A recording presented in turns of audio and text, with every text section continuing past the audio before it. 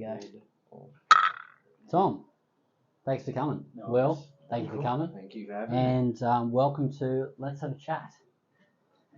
All right, let's start it right off.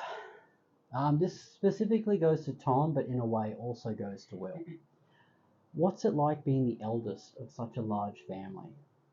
Oh, well. How big is the family? Remind me. Okay, so I'm the oldest of 13 kids. 13. Yep. Yeah, so, I don't know, don't really know where to start with it, I guess. It's more like you have your authority, I guess. You know, as being the oldest in the family, you do have a little bit of authority there with the rest of them. So they kind of should look up to you and should respect you, I guess, in that way. But at the same time, it's like you've gone through all the tests in the childhood, you've seen how everything's gone, and it's kind of like, I don't know, you're the number one dude, you're the one in charge, and it's just, Yeah. I'm not gonna lie, it's pretty epic. Trials? Trials, yeah. Can you elaborate? So, I don't know, you're the first one to go through high school, first one to go through the grade 12 and stuff like that, first one to get a car, and you go out driving around, you see how that handles in the family, and then you see, like, mum and dad, they taught you to drive, then, you get your P's, and then, then you're driving the kids to school now, and mum and dad get to sit around and relax a little bit. First one off to work as well, so that's like a whole different lifestyle. I mean, heck, leaving school and going into work, but then you get to see, it's like, you see the difference between the school life, you see the work life, and you just see how much it matures you, I guess, and like, then you can experience all the younger ones going through, and it's not like your experience, it's like you're watching your own experiences, but elsewhere, so it's like third person view, I guess. Interesting. So, yeah. But if I'm allowed to butt in here. Oh, absolutely. I know I'm not coming from the oldest position. No, but I definitely want that perspective of, is it very much different for you being the second eldest? I would say no. Because Tom is an interesting man. He got away with a lot more than I did.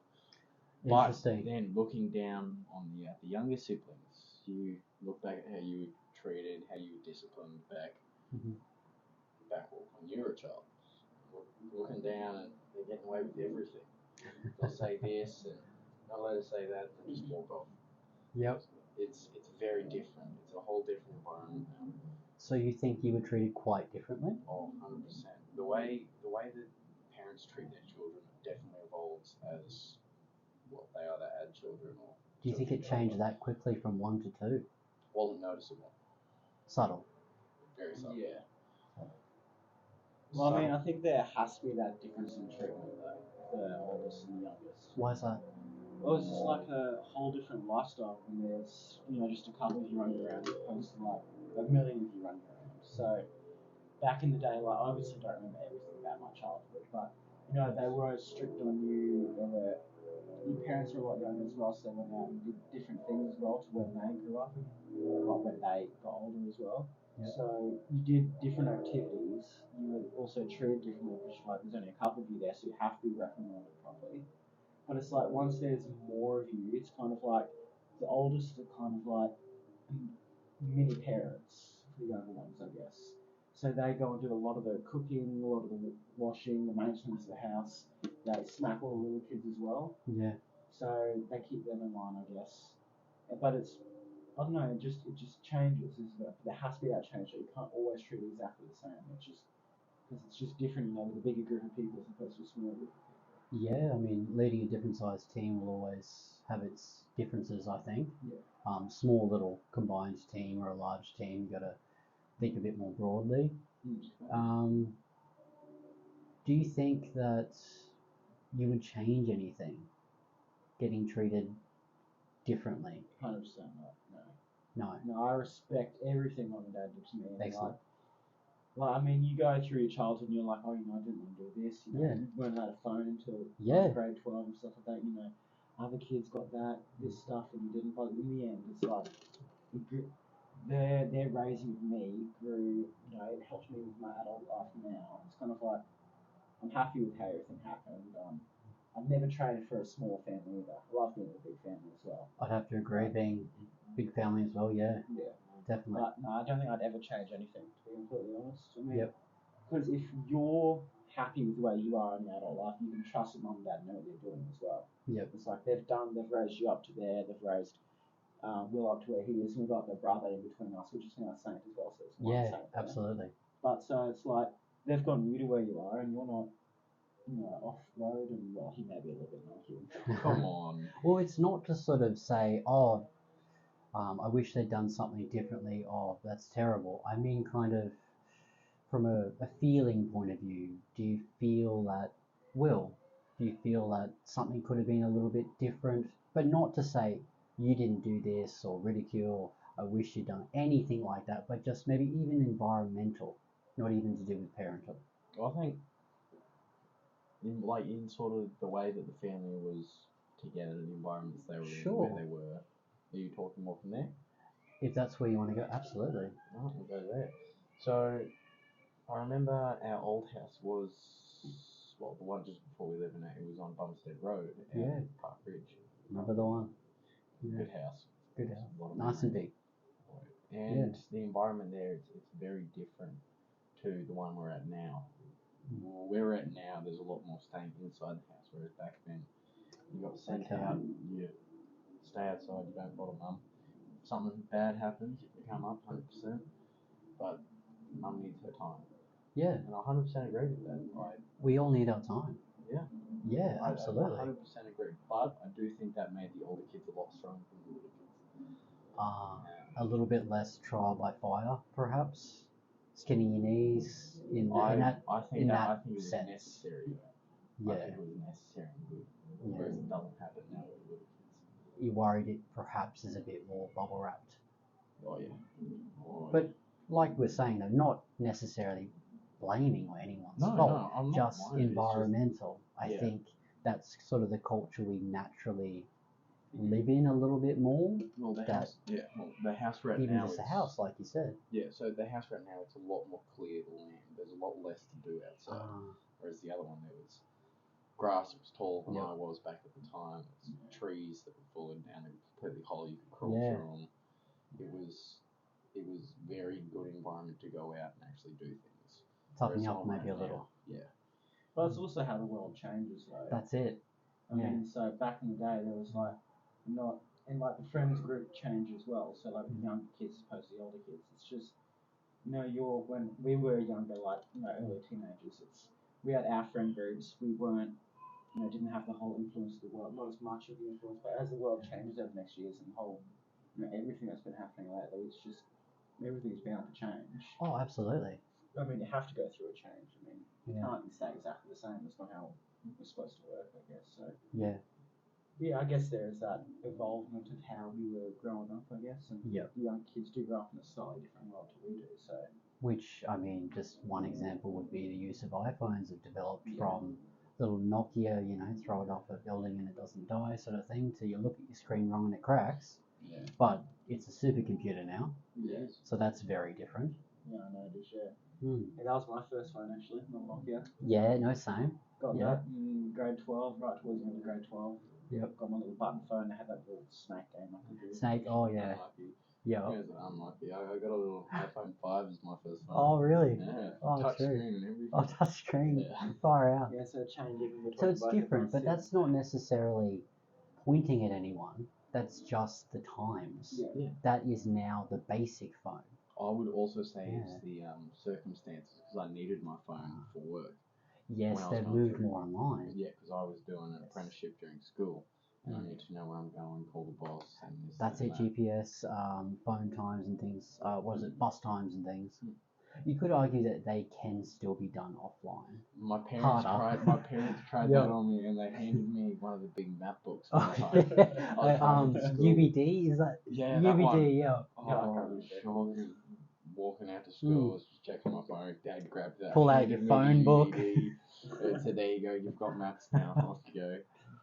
Well, I mean, that's how they did it back in the day. That's it, and you could argue that toughened you up, eh? I definitely would have, yeah. I would go through that whole thing and trying to figure it all out. Or even just the big fold-out maps. Yeah, that's it.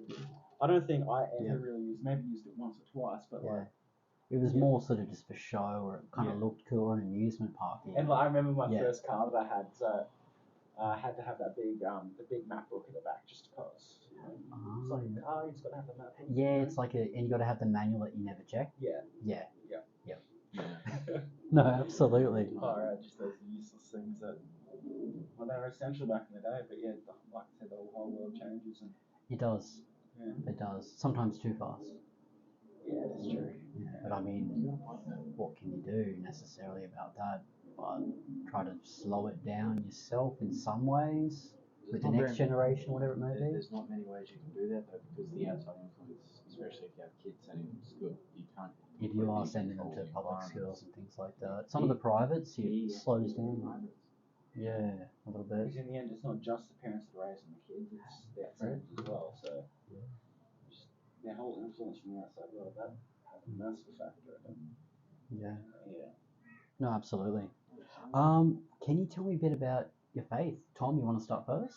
And religion, your faith, your religion. Yeah. Okay. Just get a bit of So what, like how it's influenced me, or like just in general? however you want to go. Yeah, absolutely. Okay, so during school, we were all had those religion classes which we go to. And, at the start, it's just the basic learning of faith, learning, the questions, go through the quizzes and learn. But then you got through to like the end of high school, and you'd have like the full theological stuff, and then you'd have like defending God's existence and proving stuff's real. Apologetics. Yeah, apologetics. That's what I'm looking for. So yeah, that I'd say those were the most useful years. The last 2 years of the school were the most useful years of my faith, because that probably helped me a heck of a lot with my work life now. Because I remember first going into work, and I was tiny back then and had no outside world experience, and get out there and they figured out you're Catholic pretty fast, you're different. They do. Yeah, so they figured that out, and I was lucky. My workmates are awesome. They respect everything I do. They're very interested in it, actually. That's really good and quite rare. They love asking questions about it. Some questions which you think like, how the heck do you manage to get there? So I've I've relied a lot on the end of school religion lessons and remembering back to there, doing nice father stuff. But I mean, like, faith, it has a massive influence. I mean, you stand out from like the outside world. It also gives you like a pedestal you step on, but then if you ever go down, you get like a lot of like flack, I guess. Yeah, you get. From who? Well, I guess because I've kind of gotten that reputation at work. Yeah, I mean, I don't swear. I don't do all the stuff that they do.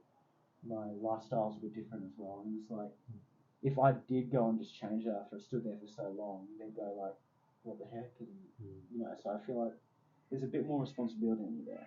Yeah, if you build a reputation in a certain place, whether it be your work ethic or religion, and you suddenly start failing that, they do seem to notice. Yeah, they definitely Yes, do. I agree. They do give you flack for it too. Yeah, I mean, the fact that you're holding on and keeping that reputation up there, you earn so much respect as well. Yeah. So, I mean, you're living for something, they can see that as well, so they respect that heck of a lot. And, it's good at work, though. I mean, that's just how it is, and, people always think it's going to be hard going out there, you have to be like an apostle going out there and preaching to everyone and try and convert every single person, but you don't really. I mean, not everyone was made like, St. Paul and St. Peter and those apostles. You have to go out and convert everyone. I mean, you're out there, you're doing your job. I mean, you have to defend your faith, of course, a little bit, but, you go out, you do your thing, you live your life, and, you get through it. No, definitely. Something that I've obviously come across a lot in various roles is when you hear another workmate blaspheme, it's that kind of awkward, you don't want to, and sometimes you're really close with the person. You don't really want to just say, don't do that, or you're not that parent. How have you found a good way of sort of politely saying, can you please not do that, but still letting them not see you as this, I don't know, that kind of that guy that sooks about everything, but then still not, you don't tell me what to do. Have you had that sort of experience in your... Yeah, well, I don't know. The way I don't go and try and tell them not to do stuff. I mean, they've had questions at work where they find out, they've asked about why I don't swear, and I've got into the whole blasphemy kind of topic as well, and I've spoken to them about that and how that's like worse than swearing and stuff like that. So they know that, but at the same time, the fact of how they've grown up as well, their whole childhood, so that's kind of like ingrained in part of them. So if they're really good guys, they're gonna try and stop. But at the same time, it's they're not always gonna be able to stop those habits. Crazy. Habits. So like Mm. it all comes down to having them in. I mean, they It's a try, lot of habit. they do try, and not say it. And if I do hear someone say, I generally just say a silent prayer and keep going. Yep. Because that's been my experience with it, really. Okay. They've gone on to the topic of it, and I've told them why I don't do that and why I don't do that. Yeah. And that's just how my personal experience was. So yeah. Yep. I never really went out there to try and stop them saying stuff and Okay. doing all that. Yeah. Yeah. So I don't know if yours is different. Yeah, Specifically with that. I Yeah. pretty much deal with it the same. Just sort of more blasphemous jokes. Mhm. They're, I would say, a lot more, I would think, offensive. Yeah.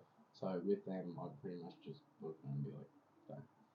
Yeah. Just that's not okay. Don't do that. Be quiet. If it's more of just a exclamation or something like that, just a silent prayer under Habitual the breath. sometimes. Yeah. Just keep on walking. There's no real point in addressing it, because if it is a habit and you did it without realizing, then where are you going to go with that? Is sort of the way that I see it. But Okay. definitely with blasphemous jokes, no, definitely Because not. they're going out of their way. It's Yeah. not necessarily just. It could be a form of habit, but it's almost in a story form. Yeah. So Pushing it further, they're I pushing guess, it yeah. further. It's not just drop something on your toe. Yeah. So the little bit extra Yeah. effort, that's the no part for me. But still let them know that you don't really appreciate that. Yeah. But tricky sometimes, because you don't want to really sound like that guy, Yeah. and it can be really nerve-wracking saying, please don't do that. Mm-hmm. And sometimes I have had it where they almost do it by accident, but then refer to you. Like, oh, sorry, you don't like that, do you? Kind of the mocking. Yeah, then you kind of hate being pointed out, don't you? Yeah, but then also that it's kind of worse. Not that I felt worse, it was more they were going out of their way to almost make a point that they did it, but not really be sorry for it. Yeah. I mean, that's a bit tricky to get around. I mean, that'd Yeah. just be individual people, to be completely honest. Every workplace has those pricks that, try and pick on you. And for me, back in the day, it was just, when I was like 17, it was the 14-year-old kid. Okay. That sounds kind of bad, but Yeah. Tom, Bad always- blood. Tom was picked on a lot by this 14. Yeah, year old. we were Okay. always, no, Was he one of those little firecrackers or one of those big, like He was- 25 looking old little people? firecrackers. Yeah, Firecrackers. he didn't kind of like me, to be completely honest. We just ended up clashing in general. Okay. So he kind of picked on me a little bit like that, and Was I that guess at school or workplace? that was the workplace. So that was right after I finished school. So Yes. there, and working my grade 12 holidays. But that was more. I didn't really know how to deal with it, because it's like he's such a young kid. I don't want to be like an idiot to him or whatever. But at the same time, he was desperately trying to fit in with the adult world. Okay. So he was trying to, and it made him a lot more expressive and stuff like that. So we just ended up clashing, and in the end, I'm there and he's not. So Yeah, I mean, I guess it could be troubles at home or things like that make people do stuff like that, or, I mean, which is why you don't want to pick on them and judge them like that. that's it. Yeah. So you always had to be like, I'd always, say a prayer for him and try and keep Or him in politely prayers and tell stuff him like to that. sort of, try back and not off make a a big little. deal out of it. Because I know he didn't. It didn't seem malicious necessarily. Well, the first part of it wasn't malicious, Oh, but it did end up getting a little bit malicious in the end. Involved, yeah. Okay, that's unfortunate. Yeah, it was unfortunate. But, you go through those experiences and that shapes your future anyway. Absolutely. So, yeah, that just helped me deal with stuff like that in the future. And I'm lucky I haven't hit anyone else like that, so. Yeah, no, absolutely. That's good. But I guess you learnt, in a sense, a bit earlier, so maybe that is quite helpful and beneficial later on. I mean, I've been out there 4 years now in the work life, so that's kind of like, I've gone from no experience to having my own experiences, and I can kind of like give my own judgment on the world now, I guess, and I can kind of tell myself how to act and what to do and what not to do. So self-knowledge, I guess. Yeah. It takes a lot of time, and a lot of people that think they've got it don't. Yeah. or they're just scratching the surface, but at least they're still trying. Yeah. But I guess to sort of restate that question, Will, what about your faith and your religion, which I know is the same religion, but Fundamentally, yeah. it is the same. I just disagree because the older years that I was, well, especially the last 2 years where I was going through school, Yep. it was And just confirming, same school. same school, Okay. same. Well, I think most Similar of them were the same teachers. teachers. Yep. I think we had a couple same teachers. Our religion teacher was the same though. Mhm. Same material, same pretty much everything. Yep. But I had I don't want to say more difficult class, and it sort of, the environment definitely leads you in different directions. And I don't want to say that I was led in certain directions, but the last 2 years weren't as helpful as the previous, 11 years? Perhaps 10, 11 years. Yeah. So those first 11 years are sort of what ingrained in me my faith. Mhm. The last 2 years, they were not as helpful. So more the first and Yes, or first definitely. 3/4, I guess, as Yeah. opposed to times the last. 100%. Could you say that perhaps, since there's a few, how many years difference between the two of you? 2 years? 2 years? Well, there was 3 years in the classes. 3 years worth of classes that, like we were talking about iPhones and then, you know, Nokia phones, that sort of different, slightly different generational gap Yeah. of There was a years, little bit. perhaps. I would say I would say there was a little bit of a generation gap. Well, yeah. I suppose once we get into the 2000s, things seem to move quite quickly. Yeah. 5 years in the 2000s, move from, let's say, your knock around Nokia to your AI or something. Mm. But in the 90s, it didn't maybe quite move as quickly, as an example. It was, yeah, things do definitely move very fast, especially nowadays. I remember back in, I think it was geometry? Yep. It was something like that. Teachers saying that because the world's moving so fast, people get a lot more stressed, so they need to get more done, they need to do this, they need more downtime. So the days sort of divided up very, well, I don't want to say divided up, but yeah. Very segmented? Yeah, well, segmented is probably a good word for it. Yeah. Sometimes that does seem to get in the way when we segment our lives. It's always this next chore, and even the downtime, we don't tend to really, that's it, look forward or enjoy it because it's the next segment. Yeah. We don't really think of it as living in the now, which, as they say, the present is all we have. The past is gone and the future hasn't come yet. Yeah. Yeah, no, I do agree on that whole segmentation thing. I mean, you plan out your life, even holidays as well, plan out everything perfectly. Nothing ever goes perfectly, so you have to have those little times where you've got your time, you can do what you want, you haven't planned anything. I mean, so, like, during school, you had the whole thing set out for you, exactly what you do. Yeah. And I mean, that's the school life. It's trying to ingrain a habit in you, I guess. But I mean, with the work life, it's like, I get up, I go to work, and it's like in the afternoon I can come home, I can chill, do nothing if I want, or I can, work on a car or help mum and dad out building something. Yeah. And then, you go out and hang with your mates and play some sport or something like that. So it's a lot more relaxed kind of plan in the day. So it kind of flows better. And you've got something to look forward to in the afternoon. Well, but would you say that you had to fabricate that, you had to make that, or would that just come naturally? Oh, you definitely had to fabricate it to an extent. I mean, the whole thing started like on Mondays. You went and played soccer with a bunch of the boys, and like that whole thing had to start up in day. That's for Mondays. Yep. But then as time went on, it's like I didn't go as often. I just went sometimes. Like sometimes I just stayed there, even at home, just to. You realised you out to something else. Yeah. Had a bit more sort of. Yeah, so it definitely got fabricated a bit, but it's like it wasn't that strict. Here looking at everything, okay, so in half an hour I have to be here. Yeah. It's more like, just this evening I might go and do that, you know what I mean? It just seemed a lot more relaxed and yeah. What about the opposite though? Do you think it's dangerous to have that too much freedom, I guess, and no fabrication, no routine? Yeah, definitely. And you have to have some kind of routine in your life, otherwise you're gonna you then are presented with so much free time, you don't know what to do with your free time, and it ends up just slipping by and you waste everything.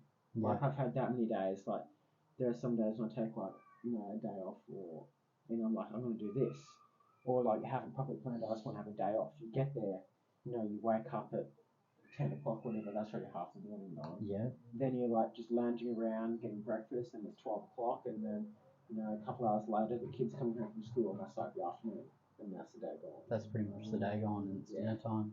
So it's like you have to kind of plan to an extent what you want to do, but I reckon too much planning is too much. I don't know, I guess there's a little bit of a shady area. Equilibrium trying to find. Yeah.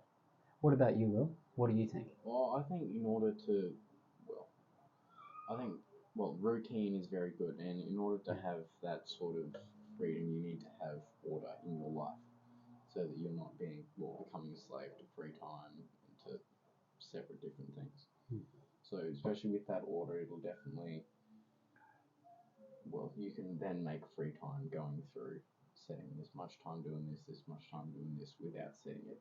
I have to do this in this exact amount of time. My next month, Monday, I'm going to be doing exactly this. So, I do believe that in order to have freedom, you do need order, but not too much. Yeah, I definitely have to agree with that. That's trying to get order from chaos, which can often be when you've got no segmentation, you have no structure. Then even the free time, you're always thinking, I got to do this, I didn't do that. But if you ordered yourself, got them done, that free time really would be free time. Yeah. Not just thinking about or procrastinating about something the entire time you're having your free time, which is not very enjoyable. It's really not. You look back and regret what you did, you're like, I wasted that. If I just tick those boxes, got that done, I wouldn't have to worry about the next weekend and then the next weekend. Definitely. It starts to ruin them a little bit. Yeah, I've definitely done that before. Yeah, I think we all have. And I think just the older you get, it's just the more times you've done it. Yeah, because you've had more years of doing Add to it. the tally, yeah. Yeah. No, Absolutely. Bit of a cliche, but Tom, where do you see yourself in 5 years? Start with you. Oof. And what would you like to achieve in that amount of time? So, I've got my work life planned out, I guess. Like, in 2 months, I'm qualified to finish my trade. Okay. But then I've got other trades that I want to do after that. So, I guess I'm not really sure. I want to have more finished up my learning, working kind of life and be like the one who's out there trying to, you're doing your own thing, you're teaching, and I'd say eventually getting your own. I eventually want to get my own business. I don't think in the next 5 years though. But do you think you're selling yourself too short or not? In the next 5 years. Do you think that is possible, but perhaps you're not being I'd ambitious say it enough? could be possible, but I think don't really want to start my own thing in the next 5 years. Okay. I'd say That's I'm looking different. at more of a longer term things. Maybe the next 10 years I'd want to have started it. But like you said, want to, not necessarily could. Yeah. So, but I will have enough experience to do it, I guess. But at the same time, I don't know. I guess I've got that there. I've maybe eventually having a water house in the next 5 years. Okay. Because I've spent a lot of my out of school time, wasting money on cars, and I buy a few cars. I think we all have to do that almost. Yeah, as men, well, as some men these days, or it's e-scooters. But that's a whole other topic. Yeah. So that's been like my kind of hobby. But at the same time, if you find, if I find a girl as well, like I'd want to maybe start something there. Like, Dad got married at 25, I'm 21. So do you think that puts pressure on yourself? Not really. Okay. To be honest, Some people it's just may. giving me like guidelines for what I want to do. Like, I don't want to do exactly what Dad did. Like, I want to do But it may happen to be 25. Yeah, it may happen to be 25. I'm not saying 5 years is a long time, and you can. Yeah. So I'd want to have bought the house. Yeah. Definitely by then, I'd say.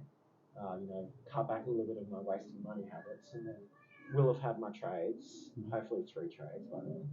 Okay. Yep. And then. You like the versatility? Yeah.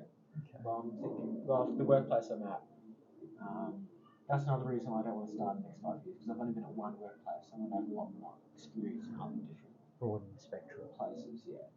So, but Yeah. something like that. Fair enough. That sounds ambitious, but reasonable, I think.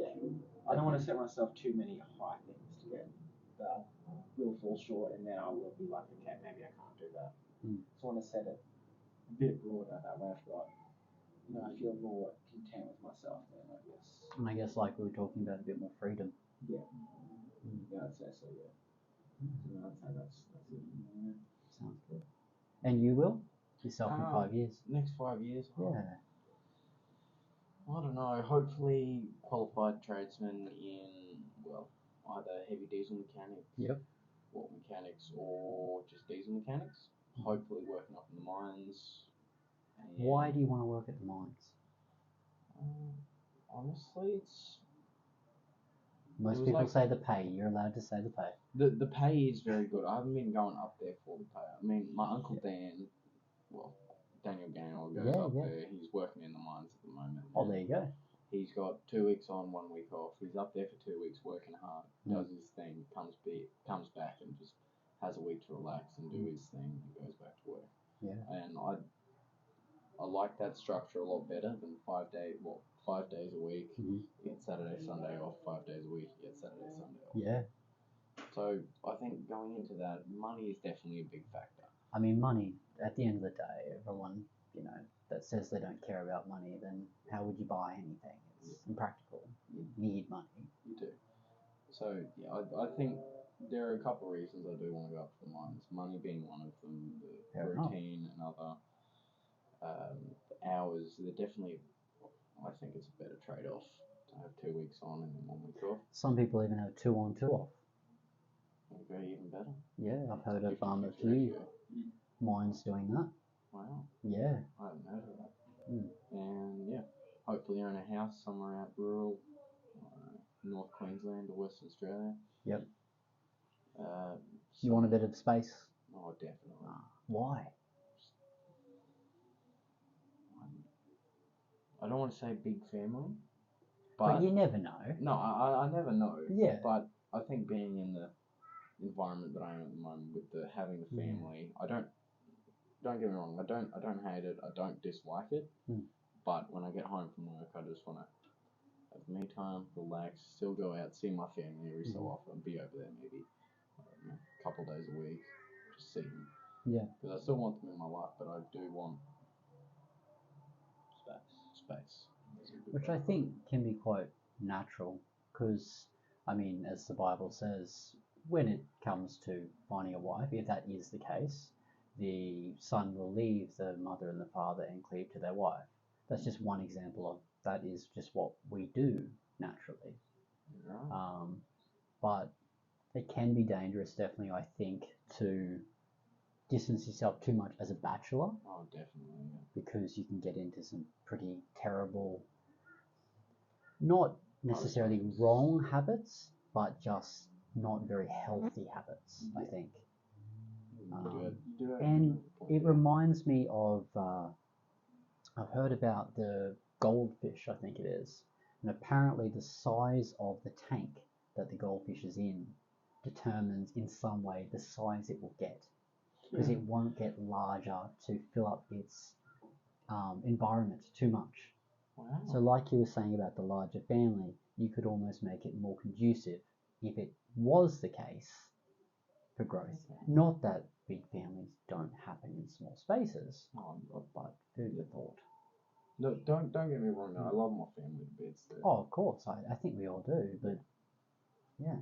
I do want some space though, especially more out rural way where I don't need to be. You've always been in Brisbane, if I'm not mistaken. Yes, all the time. And never been outside Australia either.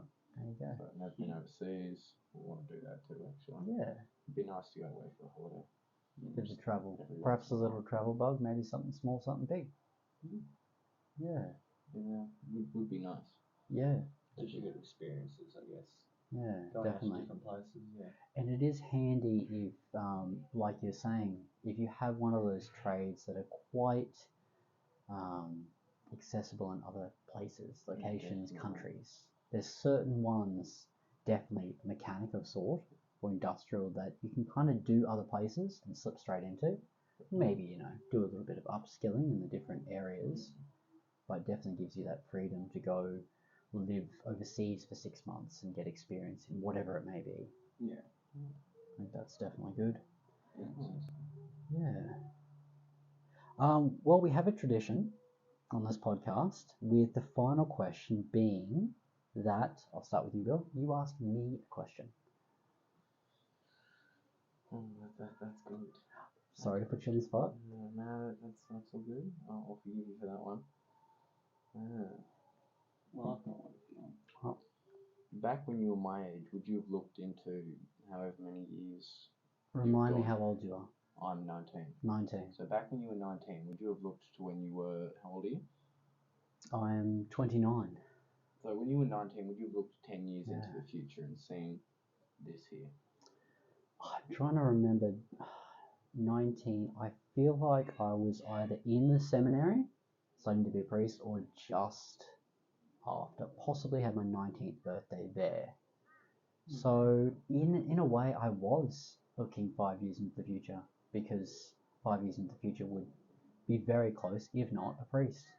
And then was looking into, I guess you could say, in a way, 50, 100, whatever, however long I'd live into the future.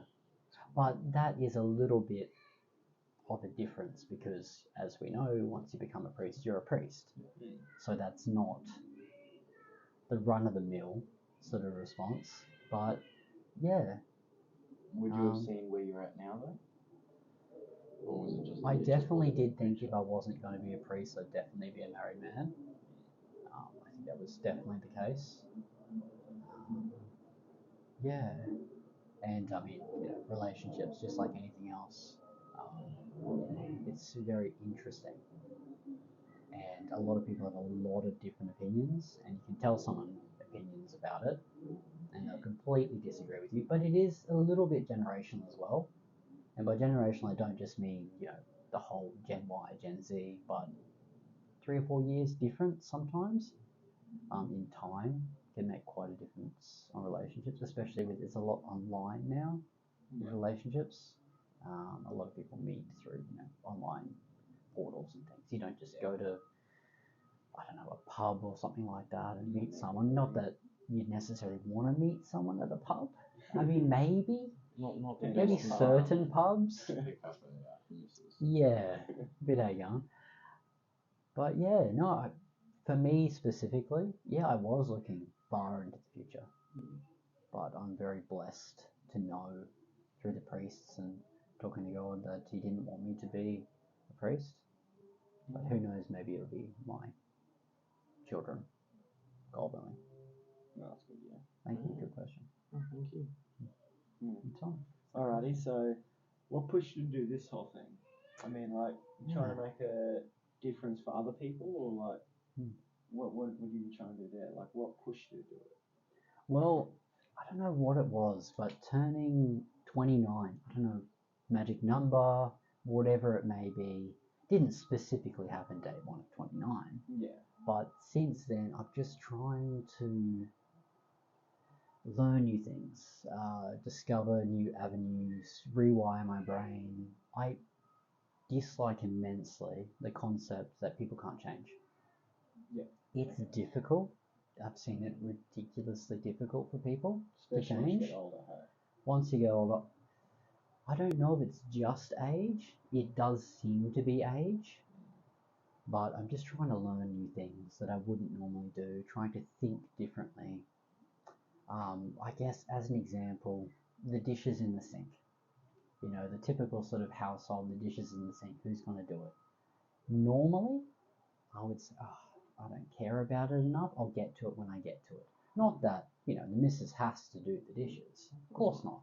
But now I get uncomfortable with the dishes being there. Oh, really? Uncomfortable. Almost anxious. It's like it has to be cleaned now. I don't know where that came from. It's bordering on more than the missus. I don't think that's a feminine trait because a lot of people think that there's different segments of femininity and masculinity. And I think that's very wrong. That there's lots of a mixture. Definitely there are very feminine, very masculine qualities in their true nature, their core.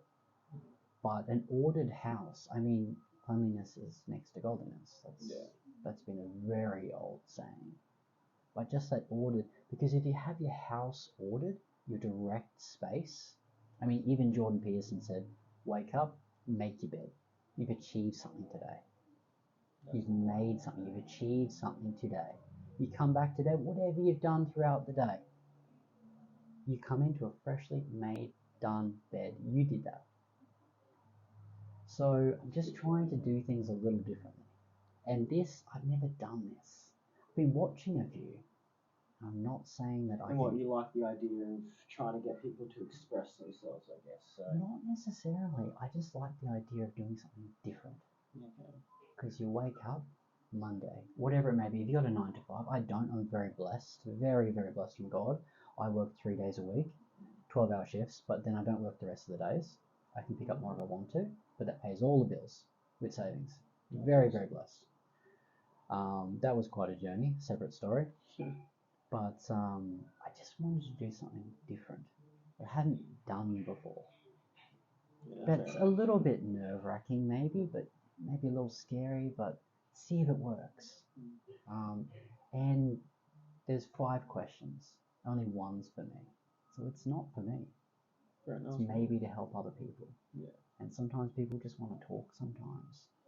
And there's nothing wrong with that. Yeah. And just brewing the beer right now, it's something different. It's definitely saving some money, but it's something I don't normally do. Just trying to be different. And I really hope it stays. There's different mindset. I just try to look at things from a different point of view. Not this, I dislike the term open-mindedness, because open sort of just seems like the door's open, anything will come in.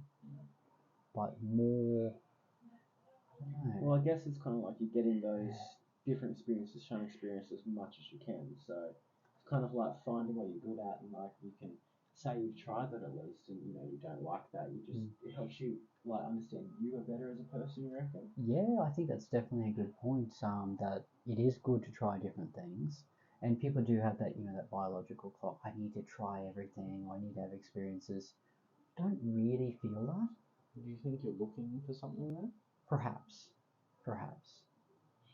I feel like I don't necessarily need anything, but perhaps looking for something. I feel like I have everything I need. I've got God, I've got a family. There's not really more I can think of. Money comes and goes, whatever else comes and goes. But just trying to do something a little different. Yeah. But the problem is with that is if you're one of the few people trying to do it, people around you have very mixed point of view. They either resent you for it, they are intrigued superficially, or rarely they want to join you on it. Rarely. Yeah, so just, I don't know, you wake up in the morning and you put on your clothes, you have a shower, you get ready for work, you do it exactly the same. Exactly the same, often each day. Slight variations. I mean, even people just take the same route to work. But just little differences, just give it a go. Like, have a cup of tea instead of a cup of coffee in the morning. Just surprise yourself. Brush your teeth with your left hand instead of your right. That's it. Just the smallest little random things. Like starting a podcast channel, just seeing if you enjoy it. You might do it for a long time, you might not do it at all after that, but I'm enjoying it. And thank you both for coming. Tom, Thanks a lot. Will, appreciate it. God bless. Thank you.